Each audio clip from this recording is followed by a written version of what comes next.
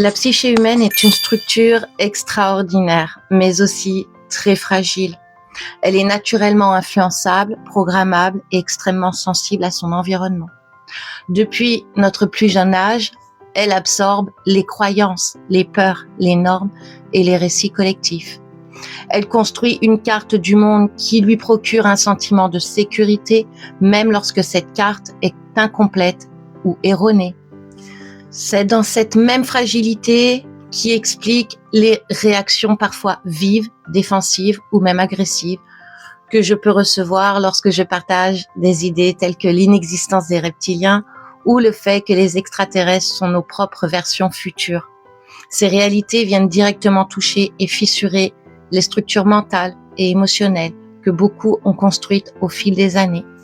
Ce qui est particulièrement révélateur, c'est que ce phénomène se produit autant chez les personnes encore ancrées dans l'ancien paradigme que chez celles qui se considèrent en plein réveil. On observe parfois chez certains dits réveillés qu'ils reproduisent inconsciemment les schémas de l'ancienne matrice dans leur comportement, le jugement rapide, le rejet de ce qui dérange, la rigidité mentale, le besoin de contrôler le discours ou même une forme de supériorité spirituelle. Un aspect très courant aujourd'hui est l'accumulation massive d'informations.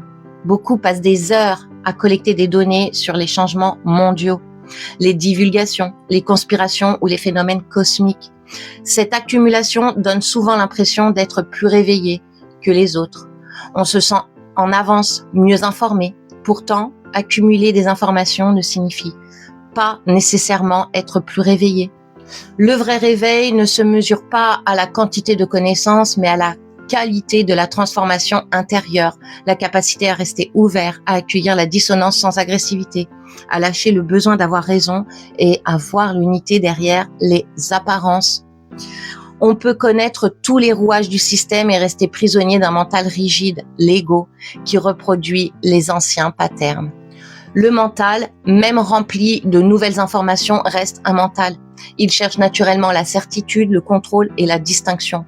Moi je sais, les autres non. C'est un mécanisme normal de protection. Le réveil véritable demande de transcender cela, passer de l'accumulation à l'intégration, de la supériorité à l'humilité, de la séparation à la compassion. Ce processus est naturel, il n'y a ni faute ni retard, chaque personne avance à son rythme, par couches successives.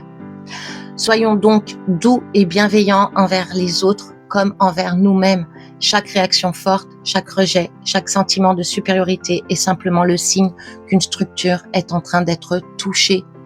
C'est le mouvement même de la vie qui œuvre pour notre expansion.